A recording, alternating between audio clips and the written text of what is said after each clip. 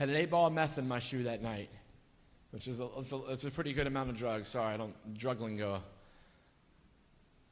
And that night I contemplated pulling the drugs out of my shoe and putting it all into the needle at one time because I couldn't see a way out.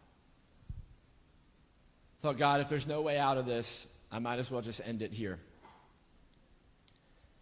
Friends, that night I called out to Jesus in that yard. It wasn't loud. It was just a heartfelt cry to God. Can you do something? That night, for the first time in over 5 years, I broke down in tears. For anybody that knows anything about meth addiction, that's a pretty significant thing. Because meth robs you of all of your emotions. And it not just robbed me of my emotions, it had robbed me of my family. It had robbed me of my destiny. See, the enemy wanted nothing more than me to inject all those drugs in my arm that night and in my life. But God had a different plan. God had a different plan. It's about 2 days later that I ended up getting in the van with my parents, detoxing meth, and I went to a program very similar to this called Long Island Teen Challenge. Showed up at that center that day, 100 pounds, 105 pounds. I don't know how. I was skinny. I was skinny as a rail. Showed up at that center that day, and I walked into the door, and I'll never forget. Excuse me, this is the part where I'm going to try not to be a mess. But it's been almost 10 years, and this still messes me up to this day because I walked into this door, and there was this skinny dude there with this foreign accent. He was from Trinidad, and he was on staff there at Teen Challenge. And as I walked into the door and they began to do my paperwork, all of that was important, but it wasn't as important as the message that God had given that man to give to me. He looked at me that day. It wasn't crazy theology.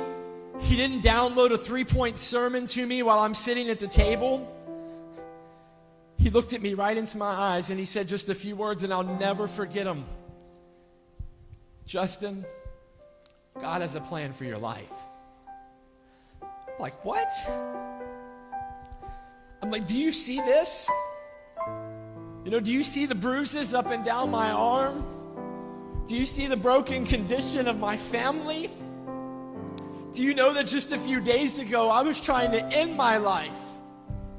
And you're telling me that God has a plan. See, friends, Jesus sees beyond our mess. Jesus wasn't, if we were all perfect, I don't think he'd have never went to Calvary. There'd have been no need for it. When I was in the program, a man gave this song, the student that was in the program, and the words were this. He said, Jesus on that day, the day he was talking about was the day that Jesus went to the cross. He said, Jesus, on that day, did you see the world or did you just see me? And I believe Jesus saw the whole world, but I believe he also saw into every single one of our issues, every single one of our situations. And he was able to look beyond the present circumstances.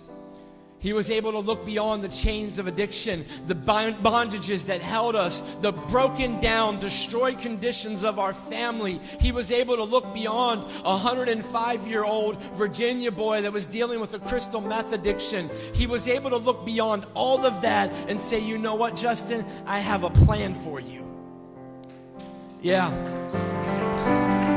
And this morning, I don't know where you're at. Everybody's in a different spot. You might not even be dealing with drugs. But I'm just going to echo to you the same words that were echoed to me. 10 years ago, those words have echoed in my mind and in my heart every single day that I get up.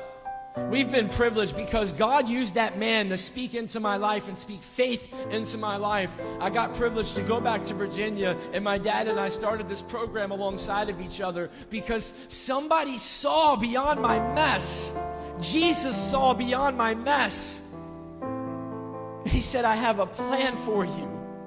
Whew. Jeremiah 29:11.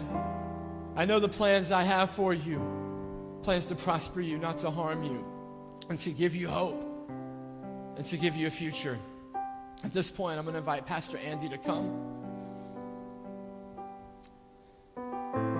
God has a plan for each and every one of your lives. Pastor.